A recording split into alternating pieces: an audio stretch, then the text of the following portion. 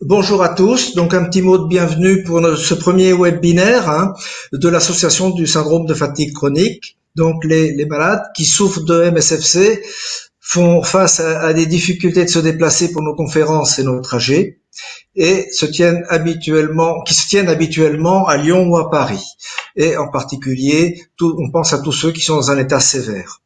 Le contexte sanitaire lié au Covid-19 et les mesures de confinement ont accentué le besoin pour la SFC de pouvoir maintenir ses activités à distance en adoptant des solutions de vidéoconférence et de webinaire. Et on démarre juste, ce qui explique ces petits tâtonnements. Nous y sommes aujourd'hui et nous en sommes ravis. La première thématique que nous vous proposons concerne un projet qui nous tient à cœur, en partenariat avec une PME parisienne innovante, Biomodeling System. Un travail important a été mené sur ce projet depuis 2018 qui concerne un modèle explicatif et thérapeutique pour le MSFC. On a reproché souvent à la recherche en France d'être en retard et nous saluons cette occasion qu'une solution de traitement puisse être validée en France.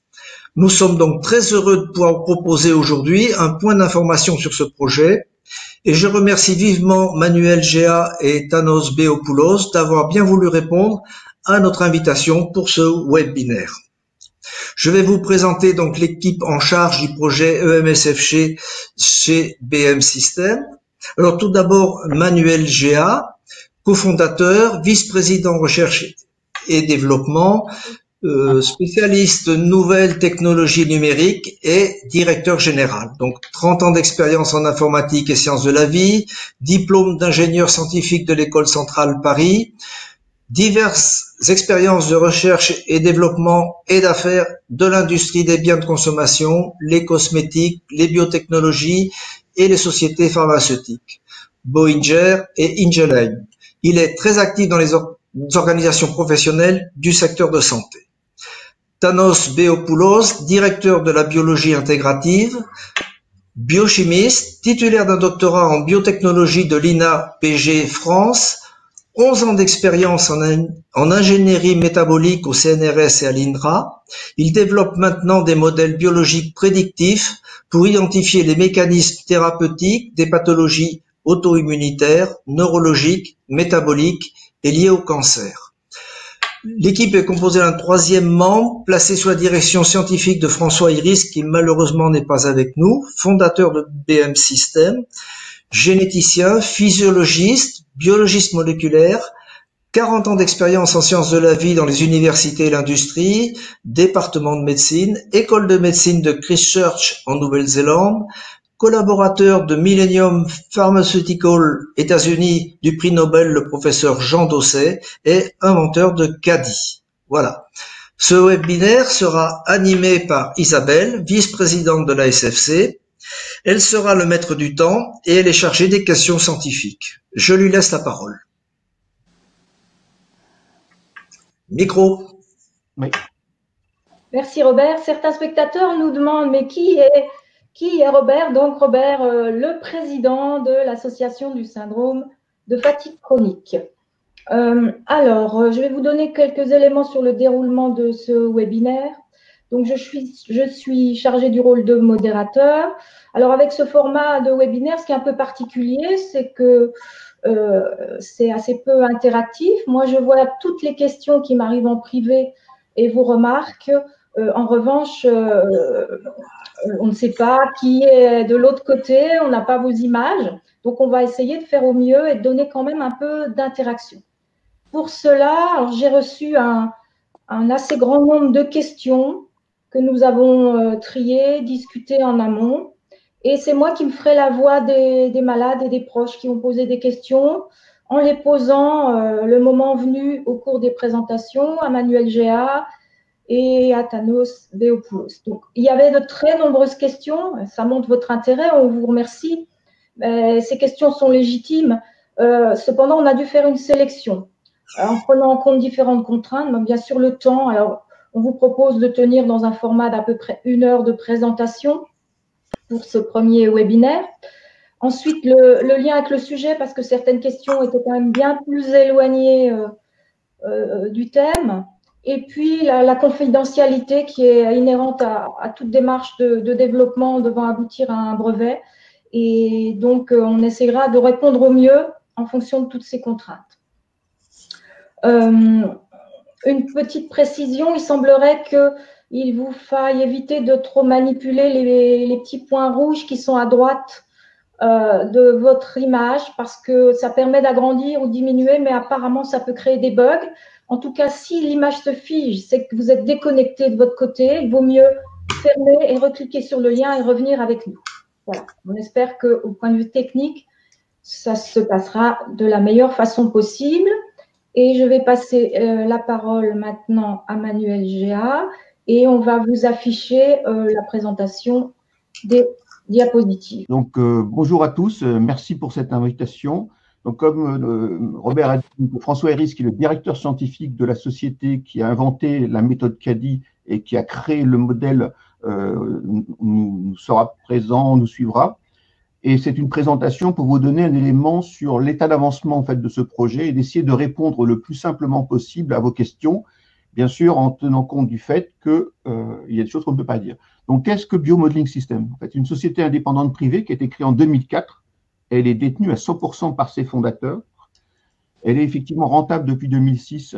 Nous avons des clients récurrents. Nous travaillons pour l'industrie pharma, pour l'industrie cosmétique et la nutrition. Et notre société est focalisée à 100% sur ce qu'on appelle la biologie intégrative pour découvrir des mécanismes de maladie et de trouver des solutions pour pouvoir les traiter. Nous avons depuis ces 30 ans une connaissance très avancée sur certains mécanismes d'interaction. Nos marchés, comme vous avez vu, sont assez vastes. Nous avons l'équivalent de 24 personnes, dont 9 qui sont vraiment focalisées sur la création de ces modèles, qui est le fonds de commerce de la société. Et nous avons un business model qui est original, c'est-à-dire que nous avons à la fois des programmes contractuels, donc avec des industriels, et collaboratifs. Dans ce cas-là, nous travaillons avec des partenaires qui ont une expérience clinique ou qui ont accès à des éléments d'évaluation pour pouvoir mener à bien nos programmes. Voilà. Prochaine slide. Voilà. Donc, voici nos partenaires mondiaux. Comme vous voyez, donc, on travaille avec des grandes universités aux États-Unis, en Angleterre, en Hollande. Nous travaillons aussi avec des organisations en France et à l'étranger. Nous avons récemment gagné un énorme programme Horizon 2020 sur autisme et microbiote, sur lequel nous travaillons sur la construction des modèles. Et nous avons remporté des prix aux États-Unis et à la Commission européenne sur les travaux que nous avons menés. Prochaine slide. Voilà. Et notre société, l'objectif premier, c'est de développer en fait des solutions thérapeutiques ou des diagnostics pour apporter des réponses le plus rapidement possible, bien sûr, en respectant la loi et les réglementations, des solutions pour les patients. Et comme vous allez voir tout à l'heure, ce sont souvent des combinaisons de molécules existantes, ce qui fait qu'on peut aller plus vite pour développer ces solutions et ce diagnostic. Et on est dans le domaine, ce qu'on appelle la médecine personnalisée, l'approche en fait sur ces pathologies complexes. Et vous allez avoir donc l'explication sur le cas du CFS. Ce qui est important de comprendre, c'est que notre société développe ce genre de choses depuis assez longtemps. Nous avons des sociétés qui ont été créées à partir de nos découvertes et nous sommes très heureux d'avoir travaillé sur ce projet et avec l'association de patients du CFS en France. Voilà. Donc, je vais laisser la parole à Thanos qui va vous expliquer tout ce travail scientifique. Avant, juste Manuel, comme on avait une question d'une ou deux personnes, est-ce que tu pourrais expliquer un peu plus ce qu'est la médecine basée sur les mécanismes? Alors, c'est l'objectif, en fait, est de comprendre les mécanismes de la maladie. Quelles sont les voies métaboliques? Quels sont les mécanismes qui vont conduire à cette pathologie? Et lorsqu'on comprend ça, maintenant, on va pouvoir chercher des solutions, ça peut être des molécules, ça peut être d'autres éléments, pour agir sur ces mécanismes. Donc, c'est vraiment l'élément fondamental, c'est la compréhension des mécanismes de la maladie et de trouver ensuite des solutions pour agir dessus. Voilà. Et Thanos va nous expliquer tout à l'heure, justement, dans un cas d'école, comment on mène ce genre d'opération. Voilà. Alors, bonjour de ma part. Excusez-moi d'avance pour mon français. Je vais essayer de parler le plus lentement et le plus clair possible. Donc, comme Robert l'a déjà dit, ces BEM Systems, on s'intéresse depuis longtemps à cette pathologie qui est si mal définie, comme les EMCFS, et qui pose davantage plein de problèmes aux patients, que je pense que vous le connaissez très bien, non seulement à cause de la manque d'un diagnostic universel et la reconnaissance dans le milieu médical et le milieu de la population, les agences de travail, les assurances de la sécurité sociale, etc., mais surtout à cause d'un manque d'un vrai traitement qui pourrait améliorer la vie quotidienne des patients. Notre objectif alors, c'est de transformer cette maladie, l'MCFS, d'un syndrome qui manque de critères diagnostiques concrets et des traitements bien sûr, et une maladie organique qui soit universellement reconnaissable, diagnostiquée et traitable. Donc, ces BEM Systems, on est confiant maintenant qu'on a déchiffré les mécanismes causaux de cette maladie à partir de sa modélisation et la cartographie de sa progression pathologique. Et ça, grâce à notre processus de modélisation qui s'appelle CADI, c'est-à-dire Computer Assisted Deductive Integration en anglais, ou intégration biologique déductive assistée par ordinateur. Ceci, c'est un processus qui nous a déjà permis à modéliser avec succès des maladies et des mécanismes causaux d'autres pathologies, notamment Creutzfeldt-Jacobs, ou par exemple des mécanismes inflammatoires causaux dans le domaine de l'autisme ou dans la maladie d'Alzheimer, ou même des voies d'action de médicaments pharmaceutiques et leurs effets secondaires pendant plusieurs années. Manuel vous en a fait une petite introduction à partir de la présentation de nos collaborations. Donc, si on veut dire deux mots sur CADI, ce n'est pas un outil d'évaluation standard banal que vous connaissez qui se base sur des hypothèses et puis sur des essais médicaux de ces hypothèses. Mais c'est tout un processus. C'est un système qui intègre tous les éléments connus d'un domaine, des recherches scientifiques, même des données hospitalières parfois, et tout ça en interaction avec des partenaires, des spécialistes, qui en collaboration avec les biologistes intégrateurs, c'est nous, c'est BIM Systems, sert à comprendre et à modéliser les mécanismes pathologiques qui conduisent à une maladie ou à un désordre. C'est bien savoir que ces mécanismes causaux peuvent être communs pour tous, mais leur expression varie considérablement d'une personne à l'autre, ce qui fait aussi l'hétérogénéité des symptômes du EMCFC. Ces BEM Systems alors, on a pu construire ces modèles pour le EMCFC, évaluer sa robustesse par des tests de destruction du modèle même à l'aide de nos partenaires et nos biologistes intégrateurs, et on pense qu'on est prêt à proposer une solution thérapeutique pour le traitement et de la pathologie. Donc, comment je fais? C'est par là. Donc, c'est ce qui ressort de notre modèle alors. Ça ressort de nos modèles, c'est que le EMCFC, c'est une vraie désordre immunitaire, et ça, c'est à cause d'une perte de plasticité de notre système immunitaire. Donc, notre système immunitaire fonctionne en créant des inflammations de bas niveau tout le temps pour pouvoir résoudre les éventuels dangers, comme sont les infections. Chaque fois alors qu'il rencontre un danger, ils ont des stratégies par rapport à ces dangers, dans une communication constante entre les cellules immunitaires et les cellules dangereuses, ce qui d'ailleurs crée l'inflammation et finalement fixe sur une stratégie qui est effective pour la résolution de ces dangers particuliers. On dit alors qu'à ces moments, le système immunitaire se polarise, c'est-à-dire il limite sa palette de réponses, sa plasticité, sur une qui est effective pour ces dangers. Cette polarisation se termine avec la résolution du danger. Chaque danger ou évasion par des virus crée des différentes réponses. Il est alors crucial que le système immunitaire retrouve sa plasticité afin de répondre à des futurs dangers. Dans les MSFC, cette plasticité est restreinte et dans des situations déclencheurs du syndrome, le système immunitaire se trouve entre deux dangers et bloqué à mi-chemin du changement d'une stratégie à une autre. Et comme à cause de ce blocage, il n'arrive pas à résoudre effectivement ni l'un danger ni l'autre, il reste dans un état pro-inflammatoire et alors il entraîne une inflammation de bas niveau constante et ou très prolongée.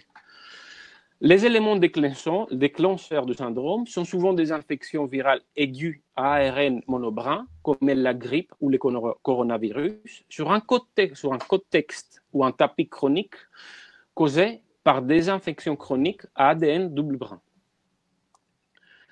Donc, ce sont les infections alors à ADN double brin qui peuvent pousser le système immunitaire d'une personne à adopter une stratégie durable.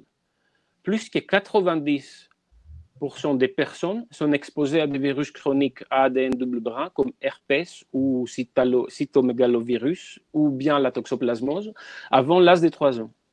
ce qui se passe après l'infection est que l'ADN du virus peut s'insérer dans notre chromosome et être silencieusement copié à chaque division cellulaire. Et ça peut se passer pendant des années. Même si pour la plupart des gens, cela ne pose aucun problème, il peut créer l'effet inflammatoire permettant l'apparition du CFS-ME pour certains autres. Excusez-moi, du MCFS.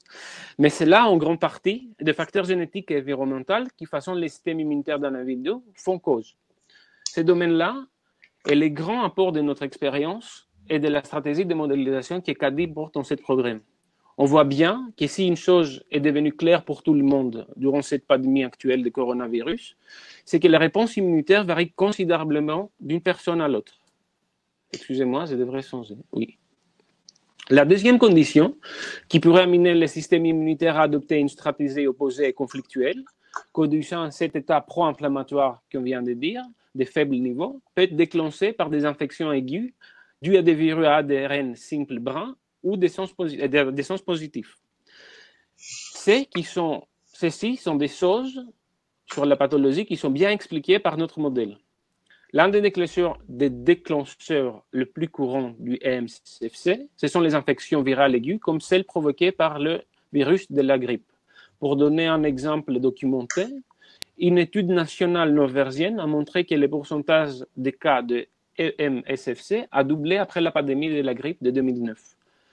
Les coronavirus sont tous des virus à ARN single brain, de polarité positive, et parmi eux, les SARS et les MERS sont connus pour provoquer des infections aiguës et des syndromes inflammatoires. Dans les seules enquêtes parmi les survivants de cette pandémie, on en voit une nette augmentation des cas de CFC. Oui. Oui, excuse-moi, je t'interromps pour juste donner une explicitation sur certaines choses. Est-ce que quelqu'un nous a demandé, attends, on va revenir à la diapositive précédente. Dans les déclencheurs, quelqu'un nous a dit ma fille a l'impression d'être empoisonnée par quelque chose. Est-ce que le dérèglement du système immunitaire peut être provoqué par un empoisonnement? On sait qu'on a des malades aussi qui ont des prothèses, des substances comme ça étrangères. Est-ce que ça correspond avec le modèle? Tout à fait. C'est ce qu'il faut comprendre, c'est que c'est ce qui peut provoquer le tapis ou le background, si vous voulez, inflammatoire pour que le SFC ça peut se déclencher. C'est d'avoir un système immunitaire qui est activé à bas niveau pour résoudre un problème chronique. Mais ce problème chronique qui pose des questions, qui a besoin d'une stratégie très particulière. Donc, les virus à ADN double brun, c'est ça, mais aussi l'exposition à des substances toxiques ou l'intoxication en général peut les causer parce qu'il y a une dégradation de notre propre cellule que le système immunitaire attaque et adopte une stratégie pareille comme celle qui est contre les virus à ADN double brun. Donc, c'est parfois le cas du syndrome du Golfe qui peut avoir des choses qui sont communes avec les SFC-ME. Donc, c'est vrai que dans des conditions, comme tu dis, Isabelle, ça peut avoir une stratégie comme celle-là qui peut créer ces tapis inflammatoires qui puisse déclencher le système, le EMSFC après une deuxième infection aiguë. Ok, merci. On a reçu une autre question, c'est un peu le terme technique. Dans votre communiqué de presse sur post-Covid, on voit le terme amphipolarisation du système immunitaire. Exactement, c'était ce que j'étais en train d'expliquer, c'est quand le système immunitaire change de stratégie quand il est en danger, il reste sur une qui est effective. Ça se passe par une communication du système immunitaire et le danger. Ça, c'est la polarisation du système immunitaire. Dans le cas de l'EMSFC, on a deux dangers en même temps. Donc, il essaye de se dépolariser ou de changer de stratégie de la première, et là, dans la deuxième, il est coincé au milieu. Donc, ce blocage au milieu, on peut l'appeler amphipolarisation, parce qu'il ne peut pas aller ni d'un côté, ni de l'autre. Merci beaucoup.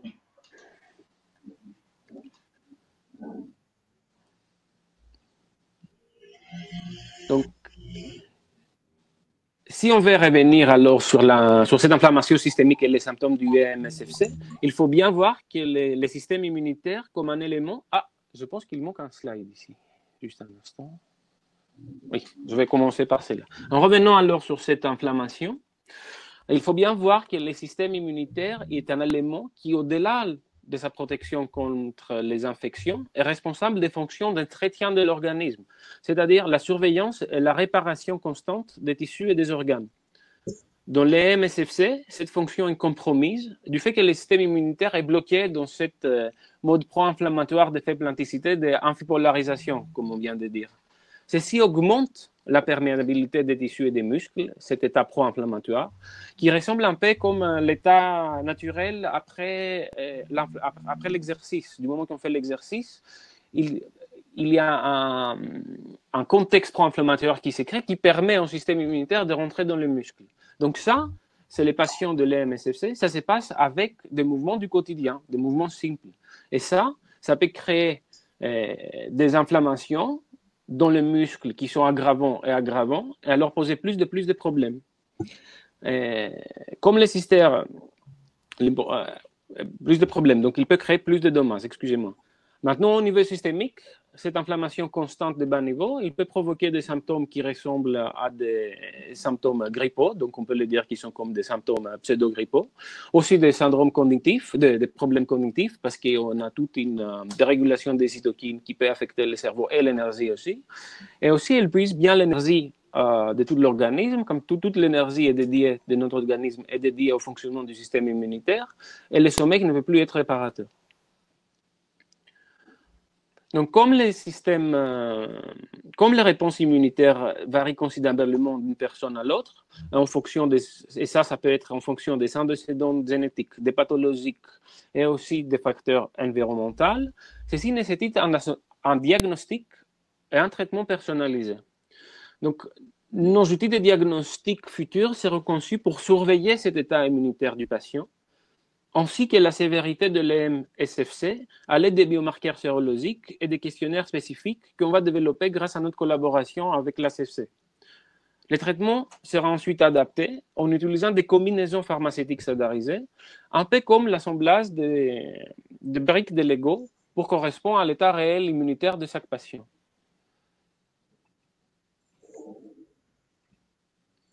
Attendez. Donc, le traitement de notre système immunitaire, il va redonner sa plasticité. Le but de notre traitement, c'est redonner la plasticité dans le système immunitaire. Donc, arrêter alors l'inflammation systémique de bas niveau et relancer son rôle du système immunitaire de surveillance et de réparation de l'organisme, En parallèle, les traitements, ça va réactiver les mécanismes de production d'énergie qu'ils étaient tous dédiés au fonctionnement du système immunitaire. Ce traitement sera personnalisable et va s'attaquer aux mécanismes causaux de la maladie. Dans ces moments, c'est important de dire que dans un premier temps, notre traitement sera efficace pour les cas légers et modérés, qui sont la plupart des patients MCFC, dans toutes les classes d'âge, tant que pour les femmes et que les hommes, et ça sera indépendant de la durée de la maladie. Mais par contre, pour les cas les plus sévères, un adjuvant du traitement de base est en phase de développement qu'on a identifié, mais ça va nécessiter des essais, de continuer des essais pour ce traitement-là. Thanos, quelqu'un nous demandait, oui, Thanos, oui, tout à fait. Nous demandait, dans le cas d'un SFC de faible gravité, donc un cas modéré, est-ce qu'une seule des interventions peut être suffisante ou est-ce qu'il faut absolument les 2 points d'intervention? Non, les 2 points d'intervention, ça seront. Il faut prendre les 2 points d'intervention parce qu'il faut comprendre que la première chose, c'est de résoudre cette amphipolarisation. Donc, c'est résoudre cette situation où le système immunitaire essaye de résoudre 2 inflammations en même temps et il n'arrive à résoudre aucune. Donc, au moment qu'on a cet état-là, toute l'énergie de l'organisme va pour que le système immunitaire résoudre une de ces inflammations, mais il ne peut pas. Donc, la première chose à faire, c'est de résoudre ce problème-là et après, c'est de prendre toute la machinerie de l'organisme et relibérer cette énergie pour les fonctions normales et qui ne vont pas vers le système immunitaire. Donc, il y a l'une étape qui doit suivre l'autre. Je vais enchaîner avec certaines questions, notamment tant qu'on est sur le développement clinique. Alors, la question que tous les malades se posent et qui est revenue pendant aussi en direct là, comment on va pouvoir postuler pour participer aux essais? Comment vont s'organiser les essais? Est-ce qu'ils seront en lien avec les médecins français du Conseil scientifique de la SFC? Est-ce que ça sera à l'hôpital, etc. Ça, c'est la question majeure que se pose tout le monde. Tout à fait, ce sont d'excellentes questions. Alors la première chose, c'est que notre partenaire de référence est l'association française CFS. Donc pour tous les patients qui pourraient être intéressés, c'est le contact de référence et ça va être des contacts aussi bien en Europe qu'en France. Donc nous avons un partenaire de référence avec lequel nous allons travailler. Le deuxième point, notre collaboration se fait avec l'association de patients et pas avec le conseil scientifique. Donc ça, c'est très important de comprendre. Donc c'est par l'association que tout passera. L'autre point important, c'est que les critères d'inclusion seront définis sur des critères médicaux et sur des critères de règles et de réglementation, ce qui fait que ça se fera par le comité scientifique de la société qui va porter le projet à partir des tests que nous allons faire. Un point important, et je pense que l'association de patients, bien sûr, sera là pour communiquer, récupérer des candidats, mais à aucun moment, elle ne sera responsable de l'inclusion. Donc, ne faites pas, on va dire, de la pression sur l'association. Ce sont des critères médicaux et des critères de pathologie qui seront les critères utilisés. Et je répète, bien sûr, que ce se fera suivant la réglementation des pays où les tests seront faits. Il pourrait y avoir des bras en France, peut-être en Belgique et d'autres, et donc tout ceci se fera de façon totalement adaptée et conforme à la réglementation. Voilà. Est-ce que j'ai répondu? Oui, et pour les malades qui ne sont pas familiers avec ce procédé, est-ce que tu peux revenir un peu sur voilà, donc les compétences de biomodeling, c'est vraiment le développement de modèles, mais ce n'est pas Biomodeling Systems qui va organiser les essais, c'est bien ça. Est-ce que tu peux en dire un peu plus sur on va dire le business plan, enfin, mais voilà, l'organisation future? Voilà, donc en fait, Biomodeling System est un laboratoire privé de recherche qui découvre des solutions thérapeutiques et des nouvelles approches. Et notre stratégie, c'est de créer alors, ce qu'on appelle des spin-offs, c'est-à-dire qu'on va créer des sociétés spécialisées, des sociétés pharmaceutiques, qui vont, elles, agréger les compétences nécessaires pour mener à bien les aspects réglementaires, les aspects cliniques et les aspects expérimentation. Et nous avons déjà l'expérience de ça. Nous sommes, par exemple, à l'origine de Ferricides Pharma, qui est la première société au monde qui a apporté la phagothérapie dans un processus pharmaceutique. Et aujourd'hui, il y a des autorisations temporaires d'utilisation, c'est-à-dire que nous avons des patients qui sont traités par les solutions de Ferricides Pharma aux hospices civils de Lyon. Donc, vous voyez, c'est très important de comprendre. Biomodeling System, c'est la modélisation, c'est le développement des modèles et l'identification de solutions thérapeutiques. Mais le développement pharmaceutique, c'est un métier en soi. Et cette société sera spécialisée pour mener à bien ce projet. Et elle se crée très prochainement et commencera à se renforcer, prendre les compétences complémentaires et lever des fonds pour mener à bien ce projet. Alors, ça m'amène à une question sur comment on peut aider. Quelqu'un nous dit, je travaille comme ingénieur commercial dans le domaine de la biologie et de la chimie, comment puis-je vous aider? Il y a eu aussi des questions sur le financement. Donc, à quel moment des patients, même voilà, à leur petite échelle ou par leur réseau, pourront éventuellement devenir donateurs? Comment on peut déjà leur dire, même si ce n'est pas encore très précis, à qui ils s'adressent et comment ils pourront aider? Alors, il y a deux façons de nous aider. C'est bien sûr d'aider l'association de patients à avoir les ressources, les moyens humains pour justement faire cette communication et ce travail.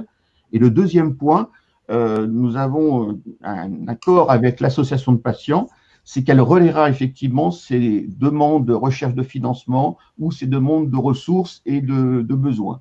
Donc, ça se fera comme ça. Et bien évidemment, lorsque la création de la société se fera, l'association de patients sera la première informée. Très important, l'association de patients, dans notre accord, sera toujours la première informée et vous, membres de cette association, vous serez toujours les premiers informés. Et ça, c'est très important. Et donc, toute aide, quelle qu'elle soit, sera la bienvenue à ce moment-là. Donc, manifestez-vous auprès de l'association de patients et nous échangerons et toute aide est la bienvenue. Merci Manuel. Alors, j'ai quelques questions là plus sur le modèle. On va revenir à Thanos. Thanos, tu nous entends? Tu as ton micro? Oui, tout à fait. Voilà. Alors, une question technique sur quelqu'un qui s'interrogeait sur l'inflammation de bas niveau, bas grade, en demandant si elle pouvait être visible sur un prélèvement sanguin, un dosage de la CRP, tout ça, ou si ça n'avait rien à voir. Oui et non. Bon, le fait est, c'est que Sur les analyses sérologiques normales, non, on ne peut pas l'identifier. Et ça, c'est parce que notre organisme fait tout le temps des inflammations à bas niveau, afin de, comme j'essayais de dire sur les modèles, de résoudre des potentiels dangers dans les systèmes, dans l'organisme. Donc, celle-ci qui est créée par le tapis, disons, qui peut déclencher les CFC et EM-SFC, c'est une inflammation de ce type-là. Donc, on ne pourra pas le comprendre. Mais c'est ce qu'on essaye de faire sur le développement dans les essais diagnostiques, c'est de trouver plusieurs biomarqueurs avec des systèmes d'oxydation de l'organisme qui vont ensemble créer un outil diagnostique d'association pour pouvoir déchiffrer, pour pouvoir dire à chaque personne qu'il est dans cet état qui est déclencheur de SFCMI. Donc, c'est quelque chose qu'on essaie de développer. Parce que nous, avec les modèles, on a déchiffré tous ces marqueurs qui peuvent être appliqués. Est-ce que vous avez répondu à la question? Voilà, ça y est, tu reviens. Allô? Attends, je vais couper le flux vidéo, comme ça. Oui, Manuel, peut-être coupe, voilà. Est-ce que c'était clair? C'est bon, oui, c'est très bien. Alors, une autre question, on parle beaucoup du microbiote et beaucoup de malades qui ont un EM-SFC souffrent de problèmes au niveau de perméabilité intestinale. Est-ce que vous avez compris le lien entre le EM-SFC, l'inflammation et la perméabilité? Oui, bien sûr. C'est exactement la même raison pour laquelle tu m'avais posé la question avant sur la toxicité. Donc, tout ce qui peut créer cette background inflammatoire, moi, j'avais parlé du virus ADN double brun parce que c'est le plus commun. Mais après, toutes les réactions inflammatoires qui sont pareilles à une réponse ADN double brun, que ça peut être par exemple contre le microbiote, parce que le microbiote aussi, c'est des organismes ADN double brun. Ça peut créer un désordre immunitaire qui peut déclencher les SFCM. Donc, si je comprends bien, une instabilité crânio-cervicale, quelque chose de mécanique qui est constant et assez important, peut aussi être un déclencheur, un inducteur. Ça peut être un déclencheur parce que le crânio-cervical, ça peut, ça peut altérer les réponses immunitaires sur l'intestin. Donc, c'est ce qui est par ricochet, disons, ça peut créer une désordre immunitaire comme celle-là. Alors, j'ai une question à laquelle je peux répondre. Quelqu'un nous demande, et à un niveau pratique, pourquoi le site de Biomodeling System est-il uniquement en anglais? Voilà, alors là, voilà, Nos et François Iris travaillent tout le temps en anglais. Vous avez vu, leur travail est international. On va dire pour eux, entre guillemets, mais sans dévaloriser, c'est un grand projet par l'ambition, mais un petit projet par rapport à leur programme et le fait que pour l'instant, il soit fondé et développé en France, même si j'espère qu'il franchira toutes les frontières quand on aura des preuves tangibles. Mais donc ça, leur site est en anglais. Certains disaient, vous êtes une société française. Réjouissons-nous qu'ils soient installés à Paris et leur siège en France, parce que les talents dans la recherche, vous savez, parfois fuient vers l'étranger. Donc voilà, malheureusement, c'est leur langue. La langue de la recherche, c'est l'anglais. Tout à fait, mais je peux leur promettre que le site de la future société qui va porter le projet sera en français et en anglais. Voilà. Et pour nous, c'est un projet très important parce que c'est une maladie complexe et je pense que ça peut devenir en plus une maladie du type modèle. Vous savez, de toutes ces maladies où il y a des syndromes, il y a des effets non compris. Je pense que c'est aussi un travail d'éducation qui va se faire au niveau même de la médecine et tout. Comment traiter ces pathologies complexes multiformes. Et donc, pour nous, c'est un projet très important. Et donc, le prochain site sera en français et en anglais, je vous le promets.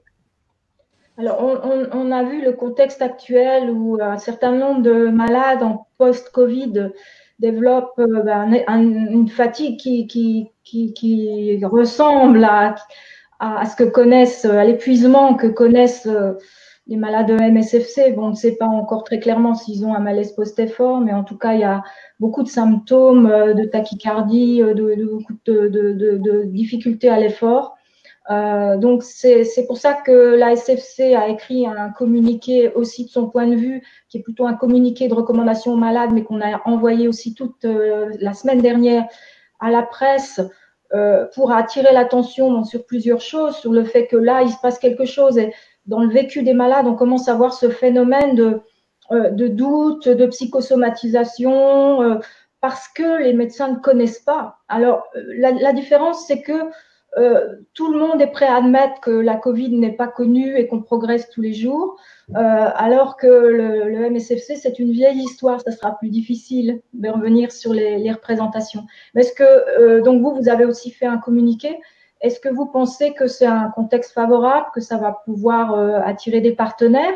Parce que la question qu'on peut se poser aussi, c'est bon, c'est pas une molécule très coûteuse, nouvelle que vous allez employer. Donc, comment on peut intéresser des partenaires pharmaceutiques pour quelque chose qui ne sera pas très coûteux? Alors, le point important, effectivement, c'est que la solution que nous allons proposer, ce sont des combinaisons de molécules qui sont peu coûteuses, mais c'est l'environnement médical et le suivi qui va être le plus important et l'outil diagnostique. D'accord ? L'autre point, comme vous avez vu, l'industrie pharma, il y a toujours, bien sûr, le modèle du produit le plus cher, le plus élevé, mais il y a aussi une tendance qui est de dire je vais utiliser des molécules plus anciennes et je vais essayer de trouver des solutions thérapeutiques moins chères, aussi efficaces. Il faut bien comprendre, ce n'est pas parce que c'est une vieille molécule qu'elle n'est pas efficace. Au contraire, quelquefois, elle a un meilleur tableau en termes, elle est connue, donc elle ne pose pas de problème. Par contre, ce qu'il faut, c'est effectivement les évaluer de façon correcte, ce que nous faisons. Le point important, le Covid, en fait, est une énorme opportunité, je pense, que nous devons saisir, parce que ce point de démarrage de cette fameuse potentielle CFS est marqué.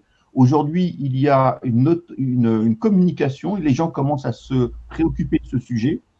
Et nous avons fait une grosse interview dans une revue sur le monde de l'assurance qui commence à s'inquiéter, et l'association de patients a réalisé la traduction en français de cette interview en anglais, va être diffusée dans cette revue et va être diffusée par l'association de patients. Donc, vous voyez la collaboration aussi entre Biomodeling Systems et l'association de patients, c'est qu'on permet, l'association permet de traduire et de mettre à disposition des informations moins accessibles pour pouvoir diffuser la communication. Et je pense aussi que c'est une occasion unique pour que toutes les personnes motivées, intéressées, de bouger, de diffuser toute cette information. Je pense que nous avons une occasion unique de pouvoir faire passer le syndrome à une vraie maladie reconnue, diagnostiquée et traitée. Et je crois que c'est ça l'engagement de notre société et de l'association de patients, et nous allons faire tout ce qu'il faut pour que cela se fasse. Une question à Thanos sur le système autonome. Le système nerveux autonome ne fonctionne plus correctement, donc il y a de la dysautonomie, des troubles. Certains patients trouvent que c'est peut-être le pire à vivre dans la maladie. Comment l'explique-t-on?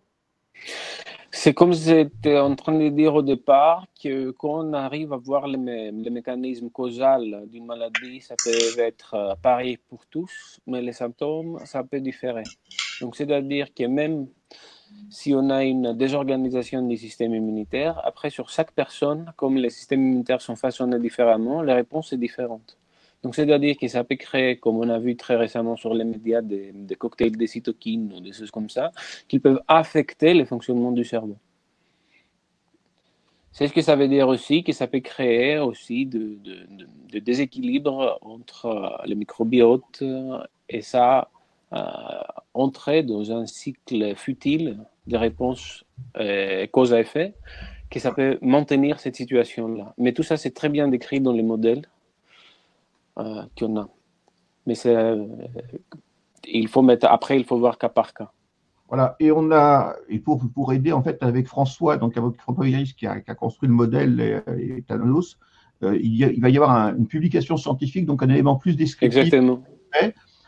Il sera bien sûr en anglais, mais il y aura une traduction française pour justement décrire et expliquer au mieux cette maladie qui est très complexe. Vous comprenez bien que sur un webinaire court, on ne peut pas décrire toute la complexité de cette maladie, mais nous avons décidé avec l'association de patients de faire ce travail pour qu'il puisse être diffusé en anglais et en français aussi.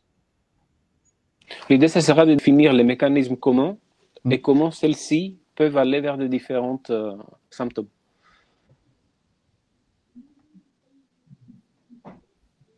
Merci. Alors, je regarde encore un petit peu les questions qui se rejoignent. Alors, il y a un certain nombre de réactions sur la sensibilisation des médecins. Alors, je dirais ça, c'est le rôle de la SFC, pas de Biomodeling System. On espère bien que ça va y contribuer, mais il faut bien se rendre compte qu'il y a quand même, il y a des malades experts parmi les auditeurs, je sais, qui a 20-30 ans de recherche. Comme vous a expliqué Manuel, ce projet est très différent des autres.